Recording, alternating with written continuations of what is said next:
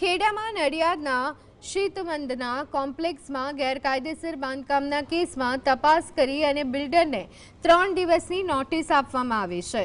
કોમ્પ્લેક્સમાં ઠેર ઠેર દબાણો જોવા મળી રહ્યા છે તેમજ ફાયર સેફટી અને સેફટી ગ્રીલ જેવી જરૂરી સુવિધાઓનો અભાવ હોવાનું પણ સામે આવ્યું છે। આ મામલો વર્ષ 2011થી ચાલી રહ્યો છે અને 3 નોટિસ આપવા છતાં ગેરકાયદેસર બાંધકામ દૂર કરવામાં આવ્યું નથી। શીતમંદિર કોમ્પ્લેક્સના ગેરકાયદેસર બાંધકામ મુદ્દે રહીશો અને દુકાનદારોએ વર્ષ 2011, વર્ષ 2025 અને વર્ષ 2026માં પણ નોટિસ આપવામાં આવી છતાં અત્યાર સુધી સમસ્યાનો ઉકેલ આવ્યો નથી। અમારી માંગણી એટલી જ છે, જે ઉપર ગેરકાયદેસર બાંધકામ કર્યું છે 2 માળનું, એ તાત્કાલિક તોડી નાખે નડિયાદ નગરપાલિકા।